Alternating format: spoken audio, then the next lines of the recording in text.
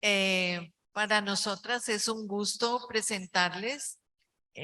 Vamos a hablar precisamente del trauma de unos niños que nosotros atendemos en la asociación Creemos en Ti y que hemos venido trabajando en colaboración con la doctora Dayan Ciro. Entonces, ¿quiénes somos? Nosotros somos una entidad sin ánimo de lucro que trabaja con niños víctimas de violencia sexual y víctimas de trauma. Nosotros además pues nuestra misión es poder reparar esos niños trabajando con programas basados en la evidencia y nuestra visión es que nos volvamos en ese centro de referencia a nivel de Latinoamérica, de ese trabajo con problemas de trauma y poder intervenir en salud mental. Y ahora no veo, ya. Bueno, nuestro equipo, pues son personas que han trabajado con nosotros desde hace 10, 15 años, 7 años, en donde digamos que el valor importante de nuestra población de profesionales es que los venimos formando continuamente y que además pues estamos trabajando en todo lo del cuidado informado del trauma, y que es muy importante y que todo nuestro equipo de trabajo, no solamente los profesionales, sino el área administrativa también está entrenado en el cuidado informado del trauma. Nosotros estamos en diferentes departamentos de Colombia. Estamos en Cundinamarca, estamos en Bogotá, estamos en Boyacá y en Valle del Cauca. Y hemos atendido muchísimos niños, por ejemplo, en Bogotá. Hemos diseñado todo el modificado, el cuestionario de experiencias adversas en la infancia que incluso ahorita la doctora Dayan nos va a explicar porque ella nos ha ayudado a revisarlo y que lo validamos con una universidad en Colombia, porque las experiencias adversas que empieza el doctor Felipe y Robert Anda, pues nosotros tenemos, digamos, otras experiencias en nuestro país propias de la problemática de la guerra que hemos tenido durante 50 años y que obviamente ha causado mucho daño a nuestra población como desplazamiento forzado, como ver matanzas donde los niños y las niñas ven descuartizar a sus papás, a sus abuelitos, violar a sus mamás, etcétera. Entonces nosotros tuvimos que sumarle unos elementos más a estas experiencias adversas en la infancia y de los cuales en Bogotá evaluamos a 5.443 niños. Espérenme, me devuelvo aquí un segundito. En Cundinamarca a 1.240, en Boyacá a 1.489 y en Valle del Cauca a 1.795. Estamos hablando de una población bastante grande en donde hay un tema bastante preocupante y es el número de experiencias adversas en la infancia que están presentando esos niños, esos adolescentes y esas niñas que hemos atendido. Estamos viendo que si ustedes miran, hay un 40 y pico por ciento en la mayoría entre el 43, el 37, así, en donde tienen experiencias de 4 a 6 experiencias o de 7 a 9 experiencias adversas en la infancia. lo cual es muy grave porque obviamente vamos a ver unas consecuencias, pues tanto emocionales como físicas, porque ya sabemos pues todo el estudio de Vincent Felitti y de la doctora Nadine Burr-Harris. Entonces, digamos que estamos enfrentados, aquí estaba hablando la doctora Rosa María, creo que era sobre la pandemia y la pospandemia, pero esto realmente es una endemia y no la hemos visto y no hemos visto la gravedad de lo que nuestras poblaciones están viviendo. Si quieres ahí, tú puedes hablar del instrumento que hemos utilizado y la colaboración con la universidad. Buenas tardes. La doctora Bejerano y yo nos conocimos hace 4 años y cuando ella vino a San Diego a asistir a una conferencia de abuso infantil, y desde eso hemos mantenido contacto y hace 2 años ella me invitó a colaborar con ella y el personal de la asociación Creemos en Ti, el programa donde ella es la directora. Y desde eso, pues, he revisado los instrumentos clínicos que ellos administran dentro del registro de salud electrónico que usan en el programa para examinar la prevalencia y el trauma de varios, o sea, la prevalencia de trauma y varios resultados de salud mental que existen entre los jóvenes atendidos en la clínica.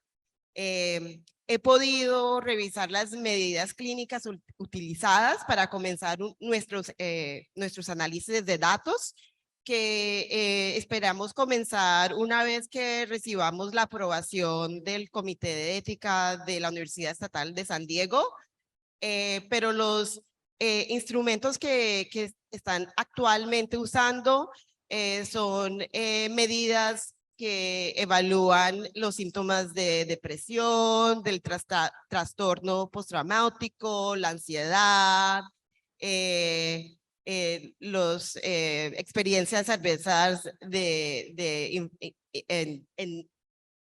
en infancia, sí, adverse childhood experiences, es en inglés.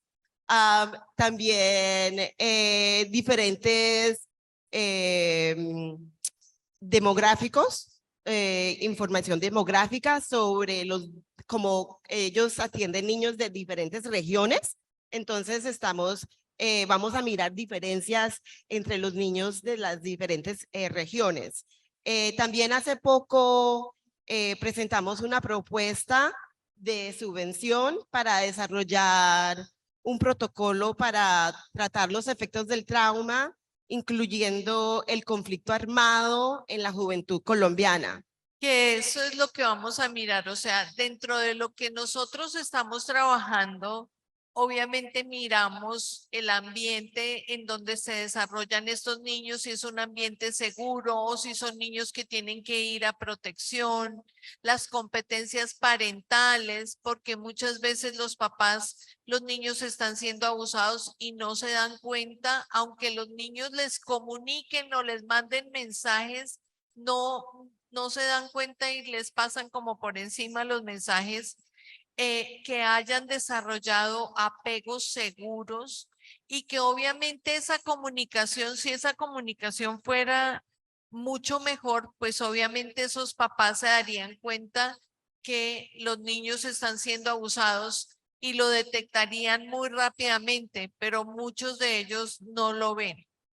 Nosotros identificamos esos factores de riesgo que pueden encontrarse en la casa, en la escuela y en la comunidad. Y obviamente para que ese proceso terapéutico no sea más traumático, por eso es tan importante todo el enfoque del cuidado informado del trauma, porque el tratamiento puede ser incluso más aversivo que el mismo trauma que han vivido.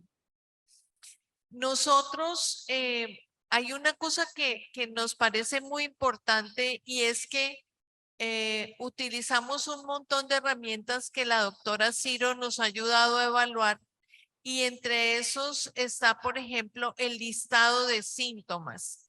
Nosotros como latinos, no sé si a ustedes les pasa, pero pensamos que cuando estamos haciendo una terapia y la familia sale y nos abraza y nos dice que están felices, que les estamos ayudando mucho, quedamos felices, pero no estamos midiendo. Nosotros en Creemos en Ti nos gastamos 3 años para que nuestras psicólogas todas midieran. Porque decían, ay, pero si la familia salió feliz y me abrazó y me trajo una piña de regalo y todo, pero decíamos, no, pero eso no es científico, eso es emocional y lo vemos y nos parece lindo, pero no sabemos si realmente estamos haciendo algo bien. Entonces lo que hicimos fue aplicar el listado de síntomas desde el comienzo que está basado en el DSM-5 y entonces se aplican los síntomas con que ingresan los niños. En la mitad del tratamiento se vuelve a aplicar para ver si ha habido algún cambio, alguna mejoría o ha empeorado, porque puede pasar. Y al final del tratamiento, si hemos logrado cambiar algunos de los síntomas que presentaban los niños al inicio del tratamiento. Entonces, eso nos ha ayudado mucho a que realmente aterricemos nuestro tratamiento, a que veamos si realmente lo que estamos haciendo es lo correcto o si solamente estamos manejando un tema emocional y que sabemos que el proceso de empatía en la terapia hace por lo menos el 50% del tratamiento, pero también tenemos que regirnos en técnicas basadas en la evidencia para que podamos medir y ver si realmente estamos siendo efectivos. Nosotros también obviamente estamos evaluando todo el trastorno de desarrollo que nuestros niños presentan precisamente por el trauma, entonces que tienen problemas para aprender, tienen problemas para memorizar. Ustedes saben que el problema, la información entra y a veces no sabemos dónde la ubicamos y entonces tenemos problemas para sacar la información y porque no la encontramos dónde la guardamos, ¿cierto? Entonces es importante de evaluar eso en nuestros niños. Obviamente evaluamos qué tan afectados están emocionalmente y la mayoría desafortunadamente, de las víctimas que atendemos, la mayoría son víctimas de violencia sexual y algunos de ellos desarrollan algunas adicciones, tanto químicas, o sea, con cualquier sustancia psicoactiva o comportamental. Bueno, esperen, me devolví. Ay, ahora ya no funciona. Bueno, nosotros, como ustedes saben, hemos estado 50 años en conflicto armado y muchas de las personas que nos llegan son niños que son desvinculados del conflicto armado. ¿Qué quiere decir eso? Que tanto el ejército o la sociedad civil ha podido de pronto rescatar a esos niños de los grupos armados. Y realmente, o sea, es muy complejo porque estos niños ingresan a esos grupos armados, muchos porque vienen de familias expulsoras, o sea, donde están viviendo abuso sexual en sus hogares y eso es lo que los hace ir a buscar ayuda a los grupos armados que les ofrecen trabajo, que les ofrecen protección, entre comillas. Y entonces, pues terminan optando por esa opción que sabemos que va en contra de todos los derechos de los niños, pero pues sí, y lo peor de todo es que aunque firmamos la paz, sigue ocurriendo. Entonces, dentro de eso que hemos encontrado que muchos de esos niños del conflicto armado han vivido esclavitud sexual han vivido explotación sexual. El problema es que ellos ni siquiera lo codifican como una experiencia ni traumática, sino como que están ayudando. Entonces, por ejemplo, una niña que estábamos entrevistando y ella decía, yo soy la que voy y me acuesto con el policía para sacarle la información y cuando, si mi amigo, mi compañero del grupo armado no llega, me toca acostarme con él, pero si llega antes, pues él lo mata y ya me salvé de eso. Pero ella se sentía feliz de que podía conseguir la información para su grupo armado y estaba contribuyendo y no se sentía ni siquiera explotada sexualmente. Entonces, fíjense que, pues desafortunadamente, muchos de nuestros jóvenes están viviendo eso. Y como es tan llamativo para ellos porque sienten que les van a pagar, que los protegen, que les dan un uniforme, pues ellos se van con esos grupos armados y aunque firmamos la paz con las FARC, hubo unas disidencias, o sea, unos grupos que dijeron, aunque ellos firmaron, yo no estoy de acuerdo y entonces siguieron actuando como guerrilla. Y tenemos otro grupo armado que es el ELN, que también está y están reclutando niños por montones. En este momento yo creo Naciones Unidas prendió las alarmas porque tenemos un montón de niños desaparecidos que están en esas poblaciones donde es donde captan a nuestros jóvenes. También obviamente tenemos el tema de la mutilación sexual que ocurre con nuestras poblaciones indígenas y que muchos de estos niños indígenas o niñas indígenas terminan entrando al grupo armado para huirle a esa mutilación de sus genitales. Entonces, pues uno entendería que es una forma de salvarse de unas cosas, pero recibir otras que no se sabe si es peor o quién sabe qué. Bueno, sabemos que dentro de esto hay unas reglas muy claras y es que dentro de la guerrilla no pueden quedar embarazados, entonces generalmente se hacen los abortos permitidos. Si hay mucha transmisión de VIH-Sida, y obviamente si encuentran que alguien está teniendo relaciones sexuales o que son pareja, los separan de grupo armado porque les da miedo que si pelean, pues está arriesgando al grupo, porque es cierto que si yo estoy brava con alguien y yo estoy siempre armado, y pues puedo terminar disparándole a mi compañero de la rabia que tengo por alguna cosa o exponiendo al grupo que está conmigo. Entonces, generalmente los separan para que no sigan, pues puedan tener su relación como pareja, pero, pero que no arriesguen al grupo. Sabemos que la gran mayoría, o sea, el 73% de las personas reclutadas, de los jóvenes reclutados son hombres y el 26% mujeres, que es muy significativo, exactamente. Bueno, tenemos también que están las FARC, el ELN y las AUC, que son los paramilitares, que ellos también se entregaron hace muchos años, ya hace como unos 10 años, pero sigue habiendo paramilitares porque la guerrilla sigue existiendo, entonces la gente que tiene recursos termina contratando a las Fuerzas Armadas que son fuera de la ley para que los proteja. O sea, como contratar bodyguards, como guardaespaldas. Eso, gracias. Bueno, entonces fíjense que tenemos dentro de lo que hemos vivido en esta guerra, 1.9 millones de personas desplazadas.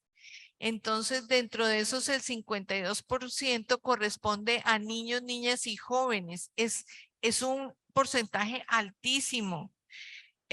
Dentro de entre el 2002 y el 2009 se han visto muchísimas víctimas con minas antipersonales, que les explotan las minas y entonces pierden la vida o pierden una pierna o los brazos o bueno.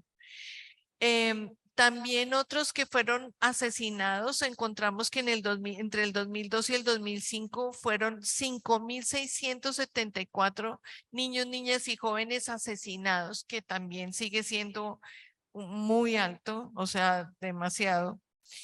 Entre 8.000 y 14.000 niños, niñas y jóvenes están vinculados a alguno de estos grupos armados y los casos de reclutamiento entre 27 y 32 departamentos del país, o sea, mejor dicho, en casi todos están reclutando y robándose esos niños. Nosotros que hemos encontrado con estos niños con los que hemos trabajado, que también han venido de los grupos armados y que han sido desvinculados de esos grupos armados, y es que muchas veces el diagnóstico es equivocado porque pueden decir o que están con una esquizofrenia y no estamos mirando el trauma, porque muchos de estos niños, por ejemplo, cuando están en las instituciones prefieren dormir debajo de las camas y no en las camas, porque tienen muchos temores, tienen estrés postraumático, tienen trauma complejo, o sea, el grupo de todos los traumas, y resulta que es difícil para los profesionales que no conocen el trauma poder diagnosticar correctamente, y entonces podemos decir que está siendo una personalidad disociativa o que está siendo una esquizofrenia y realmente estamos equivocados o que tienen problemas, por ejemplo, de hiperactividad, attention deficit disorder, ¿cierto? Y realmente son porque están muy traumatizados. Entonces, es importante, por ejemplo, pues que se corrija eso. Nosotros hemos venido corrigiéndolo y enseñándole a otras instituciones todo el tema del trauma para que realmente se pueda manejar de una manera más adecuada. Bueno,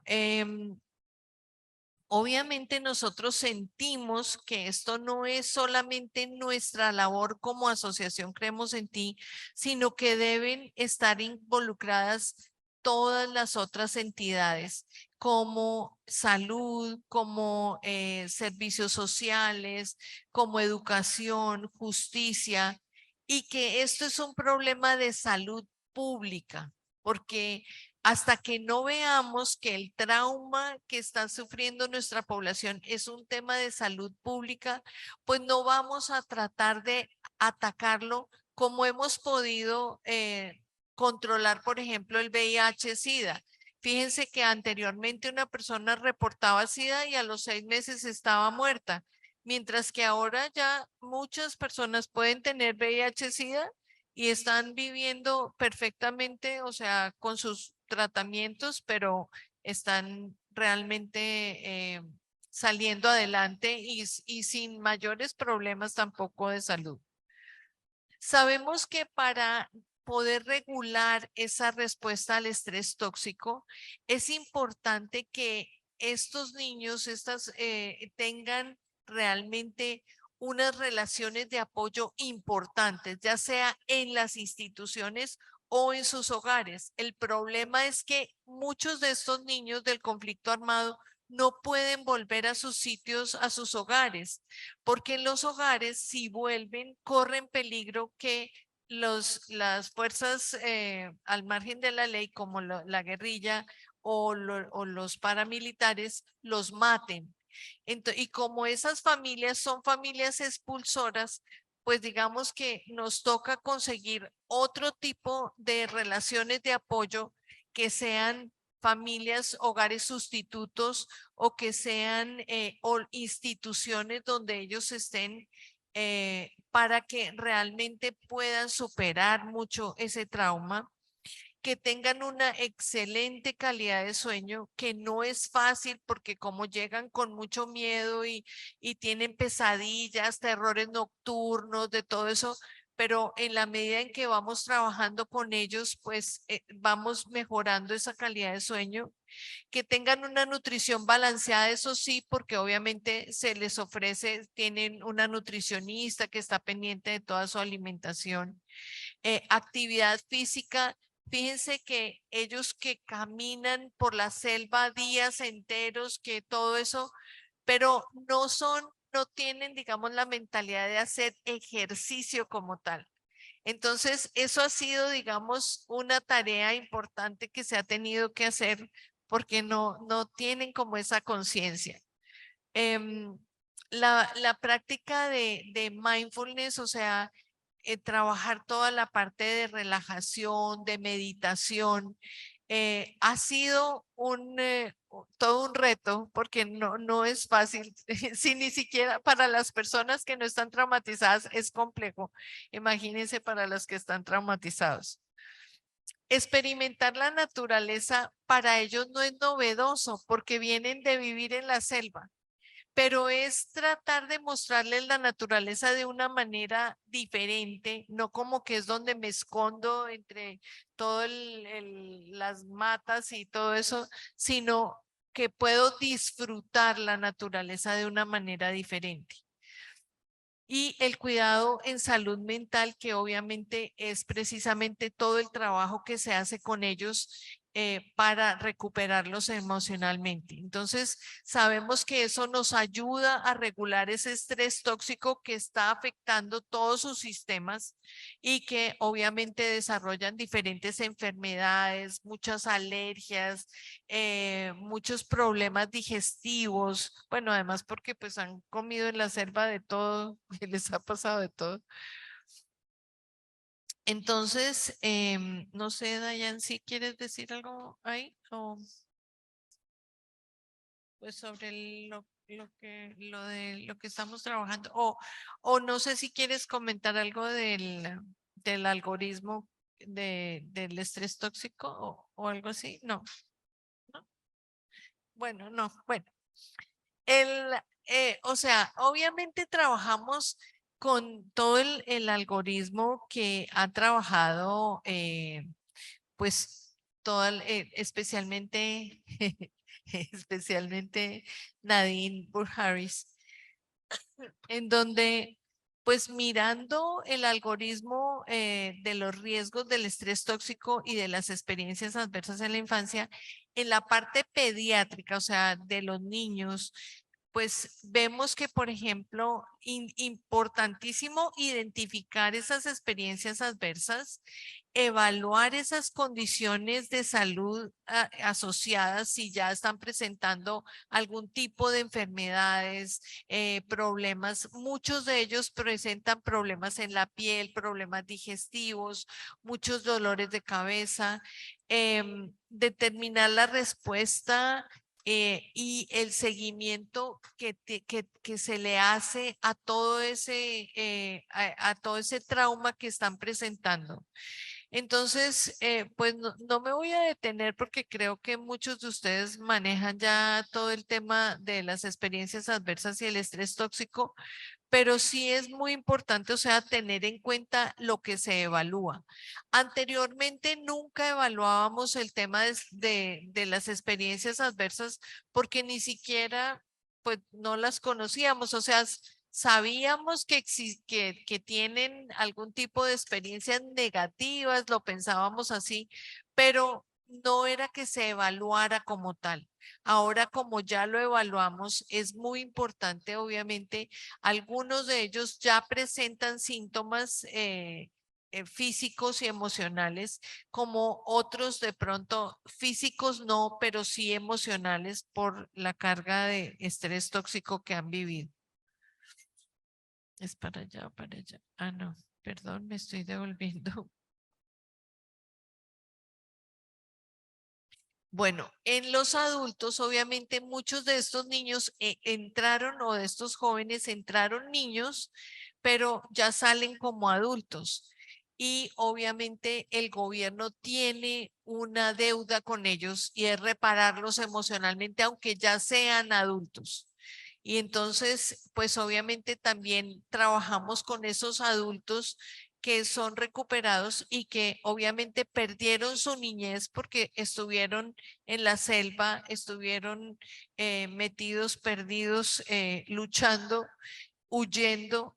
O sea, además, vivir, sí, acuérdense cómo las personas que venían de la guerra de Vietnam o que vienen de la guerra de Irán o que vienen de las diferentes guerras que ha enfrentado, por ejemplo, los Estados Unidos, pues llegan muy mal. Imagínense estos que nosotros que llevamos 50 años de guerra continuos, pues obviamente que están muy, muy afectados. Además, porque no han tenido realmente vida. Entonces, ¿cómo se cruzan las experiencias adversas y el trauma y el estrés tóxico? Entonces, vemos que en la medida en que empiezan a vivir ese estrés tóxico que lo están viviendo pues todo el tiempo del riesgo de perder su vida, ¿cierto? Que donde ven de pronto que llegaron los paramilitares y mataron a toda una población donde ellos estaban teniendo apoyo de la comunidad. Entonces ahí sería interesante uno pensar sí, qué es el concepto de comunidad, ¿cierto? Porque si estaba la doctora Rosa María estaba hablando de eso, pues aquí es muy importante como preguntarnos qué pasa con esa comunidad que está siendo solidaria, que está apoyando y que terminan matando a toda esa comunidad por haber apoyado, respaldado. Sí, claro. Creo que también es importante recordarnos que, como dice la doctora Bejerano, es una guerra que ha existido hace 50 años, ¿cierto? Entonces, estamos hablando de un trauma que los jóvenes han tenido que vivir directamente, pero también estamos hablando de un trauma histórico, ¿cierto? Que está afectando generaciones. O sea, estamos hablando de un país donde hay personas que están afectadas directamente, pero también personas indirectamente están sufriendo las consecuencias de esta guerra, ¿cierto? Que ha existido por tantos años. Además que es muy importante que sepamos que recuerden que nuestras mujeres especialmente se convierten en como el premio de la guerra, ¿cierto? Entonces, llegar a una población y violar a todas las mujeres es como normal, digamos, para los grupos de la guerrilla o para los grupos de las AUCES, eh, de los paramilitares. Entonces, por ejemplo, un trabajo que se hizo con una población, con unas mujeres indígenas que llegaron y violaron a todas las mujeres. Y cuando fuimos a decirles, bueno, ¿cómo las reparamos? Ellas dijeron, queremos que nos enseñen a leer y escribir. Y dijimos, leer y escribir. Fíjense que para nosotros, que todos leemos y escribimos, nos parece una bobada, ¿cierto? Se hizo todo el trabajo con ellas y cuando fuimos como a cerrar el programa, estaba todo el pueblo y dijimos, uy, pero no era como, pues como secreto, o sea, como que era confidencial, pues. Y ellas dijeron, pero ¿por qué? Si todo el mundo sabe que nos violaron a todas, entonces todo el pueblo viene a celebrar que aprendimos a leer y escribir. Y saben que todas pidieron ir a la ciudad con un bus, nos pidieron un bus alquilado para que ellas fueran y cambiaran su ID, su cédula. ¿Por qué? Porque ellas no habían firmado porque no sabían leer y escribir, entonces habían puesto su huella y todas cambiaron y pudieron escribir su nombre y en su cédula. Y para ellas fue lo mejor del mundo. Para ellas eso fue súper reparador.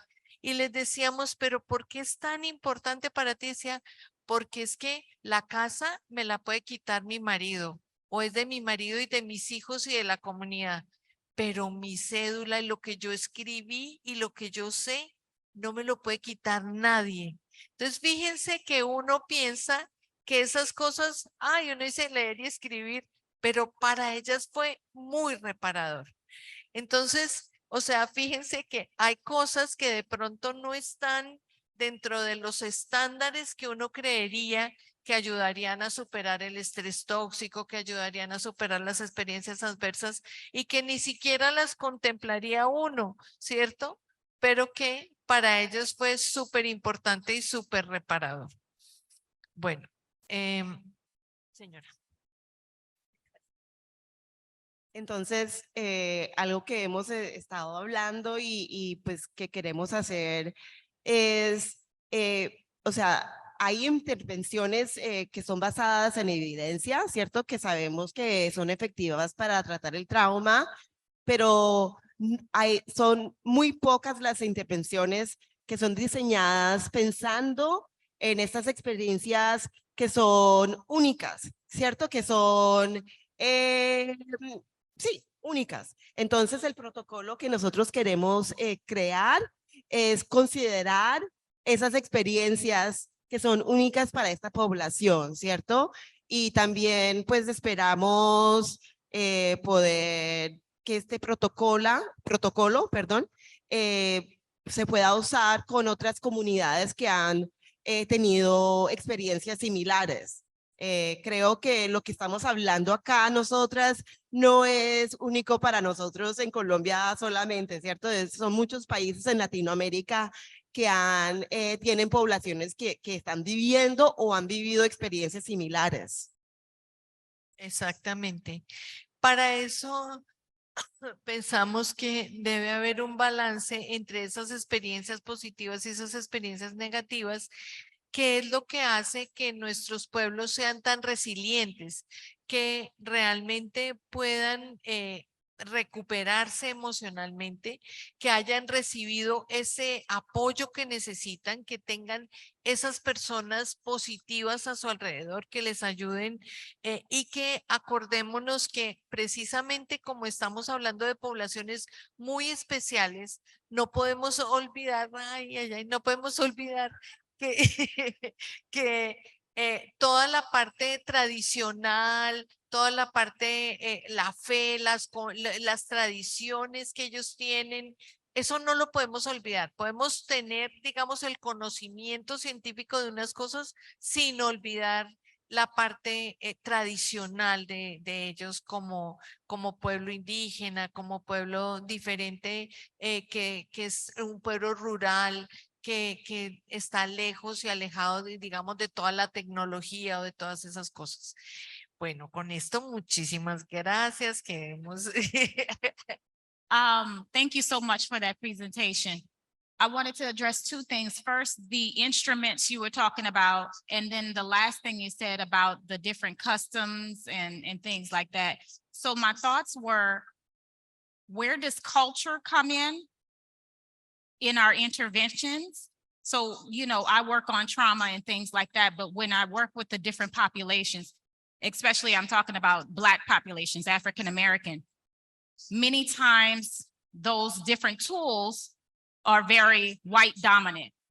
And as you said, like the DSM will diagnose something different than what would be the right diagnoses, right? Or tools, for example, one of the research methods used a tool that was white dominant on Asian Americans about happiness and depression.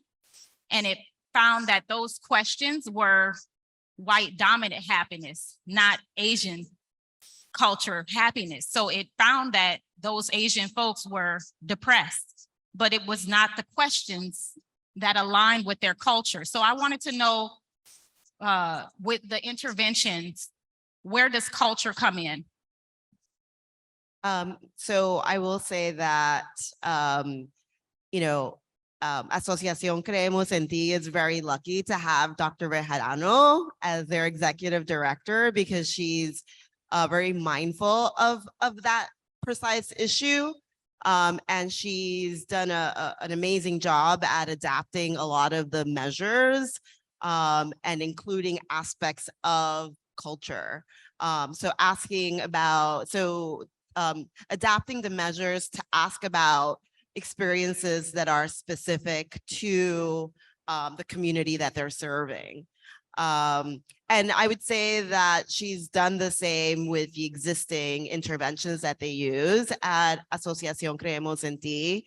And this new intervention that we're hoping to develop together is precisely looking at that.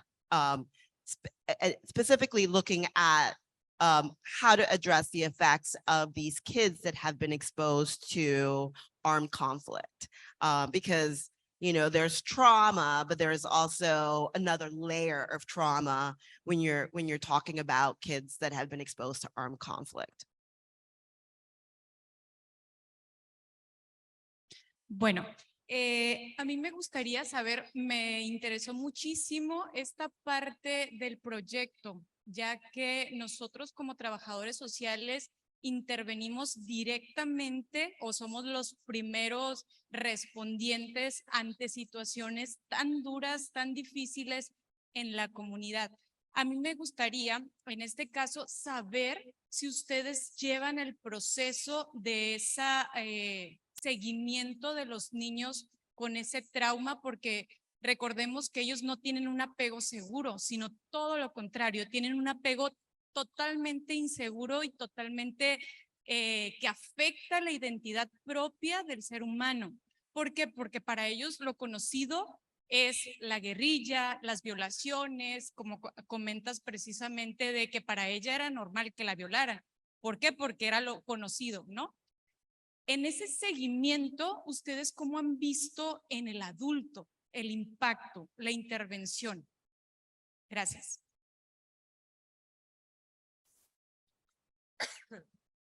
Tienes toda la razón que ese seguimiento es importantísimo, involucrar a los adultos y con ellos también trabajamos, porque además creemos profundamente en la influencia de toda la parte epigenética y lo que puede hacer ese entorno que está rodeando a nuestros niños que son victimizados.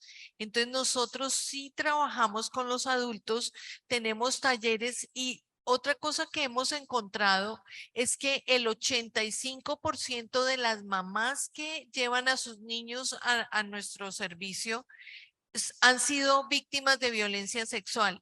Y otra cosa más interesante es que hemos encontrado que el 75% de los hombres, o sea, los papás de esos niños, también han sido victimizados, con la diferencia que estos papás nunca le habían contado a nadie hasta cuando sus niños empiezan el proceso con nosotros. Entonces, decimos, o sea, fíjense que hay un subregistro importante porque pensamos que es como un 80-40, 80-20, perdón, o 70-30 de víctimas en donde son más mujeres que hombres, pero en realidad está ocurriendo yo creo que igual, pero los niños reportan mucho menos que las niñas. Entonces, precisamente por todo el tema de homofobia, etcétera, etcétera, y que los presuntos agresores generalmente son hombres, entonces pues les da miedo que los rotulen de homosexuales, etcétera, etcétera. Pero sí, claro, nosotros trabajamos con esos adultos, sí, señora. Creo que ya bueno, sí, dale. Buenas tardes, muchas gracias. I think my question was along the lines of the first question of how to balance developing measures and measuring what you said is necessary that has been under measured before, like adverse childhood experiences, but also continue to be sort of community-based or community-driven in the interventions and the work that is done. And I think I wanted to highlight the most important thing, or the one thing that stuck out to me, is when you said you went to a community and you asked, how can we help, or what can we do for you? And to also empower them, right? To come up with the intervention that will help to repair what they've been through. So how do you find that balance between measuring and documenting what's going on, but also making it meaningful for the communities that we're working with? I would say that you have to involve community from the very beginning, right? And they have as much knowledge and say as the, scientist. Yeah, from the beginning to the end. It's not researcher driven. It's really a true collaboration that starts from day one. Like I mentioned earlier, Dr. Rejerano and I met 4 years ago. We connected two years ago, and she invited me to work with her and her staff at Asociación Creemos en Ti. Yeah, and I obviously have my ideas, but I always run them by her and her staff because they're the experts. I think we have to finish because we're like really moved the schedule. I'm sorry. Okay, bye-bye.